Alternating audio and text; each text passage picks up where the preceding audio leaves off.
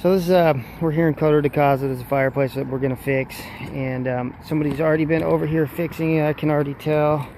Started to take it apart a little bit. You can see that these nails right here, these are not the factory nails. These are 16D sinker nails. So somebody already tore this out. You can see what some of the repair work that people do. There's a repair. There's another repair by somebody. And put in some funky piece of ridge. The roof is leaking somewhere around the fireplace. Not only that, the top is leaking. You can see that this is showing through right down to the plywood. They have some weird funky cap on here. It's all cracked out, so we're going to fix the top. We're going to fix the bottom. We're going to fix the missing T-top. We're going to fix the leak in both the laundry room, which is just below this. And this chimney flashing right here is just done. You can see somebody's mastic the heck out of it. Look at this.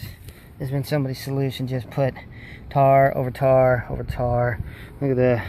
So this flashing, they should have a Z-bar right here that's going up. They don't. It's behind the stucco.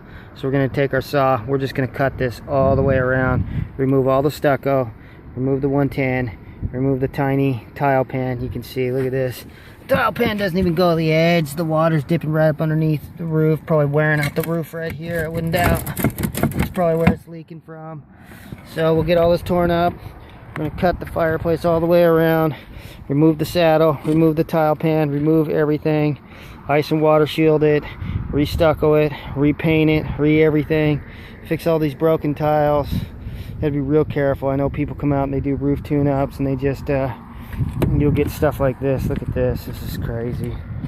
So here's some of the expert repairs that get done. Look at this. It's like a tin shingle or something somebody glued in here. I don't need a couple pieces of tin.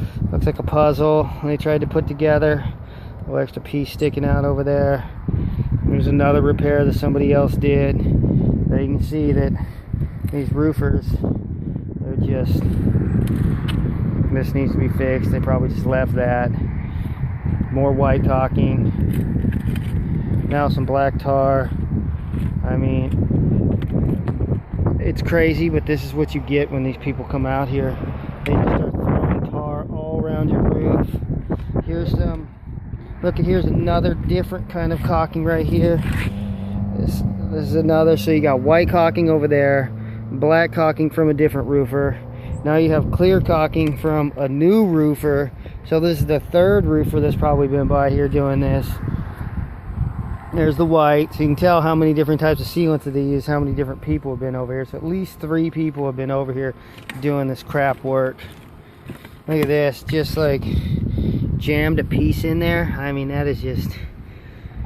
And then the mortar, look at this mortar that they did. It's not even the right cement. I mean, it should look like somebody tried to do mortar and then somebody else tried just to do tar.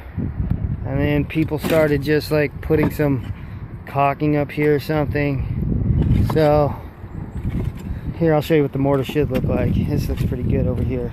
This is original, it looks like. That's original.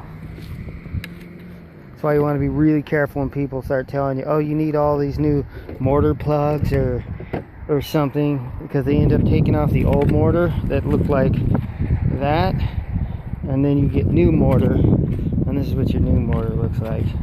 This is what you pay good money for. Look at that. I mean, what kind of idiot did this? Even worse, they sold it to the people. It's just terrible. So hire us and you don't have to worry about that. Get this torn out and show you how it's supposed to be done. So you can see we're back here today.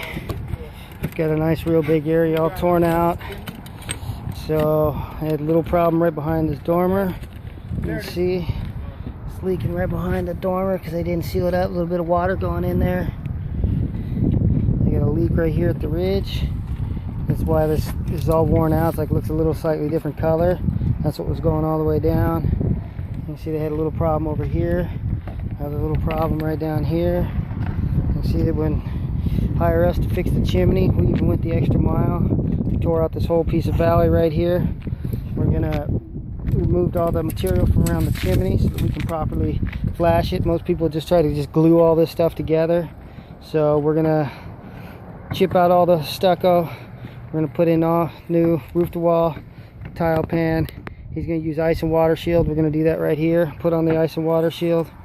This thing's going to look sweet. We'll have it all re-stuccoed, ice and water shield, all repainted.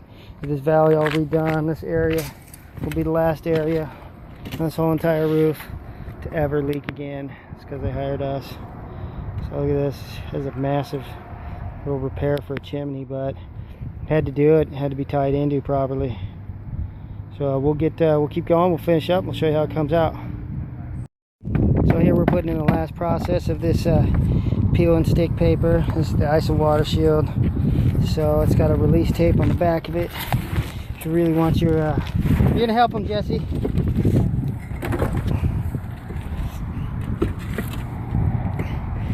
So this is the paper right here. It's really expensive paper. It's got this release tape on it. It's super sticky. It prevents any water from getting underneath the roof. You can't get wind-blown rain. You can't get water. You can't get nothing once you seal it up with this. So we're gonna cut the back of it, a little 4-inch strip, pull it off, slip it in there, and get it around this fireplace. So we're already around the front or around the side. We're gonna make a piece for the back.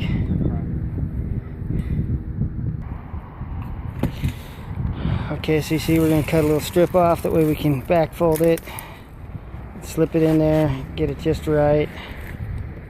You want it over the... Under. Under.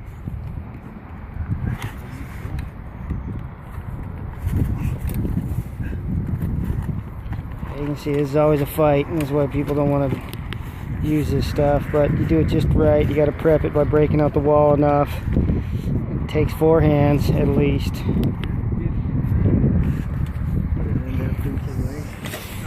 Get over here and get the front corner. Let's see what he's doing right here. Get a nice little cut. Get it all nice and tucked in there. Pull off the rest of it. Step on that.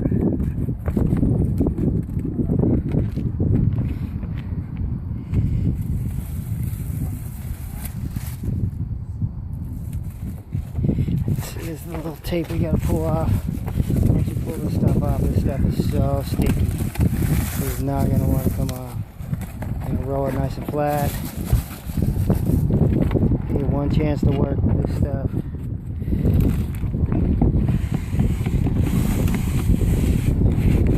You get the chimney fixed with this, and this is what it should have had on in the first place. So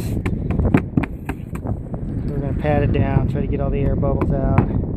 Peel off all the little pieces. A couple nails just to get tacked down. In the meantime, until we know it's just stuck just permanently.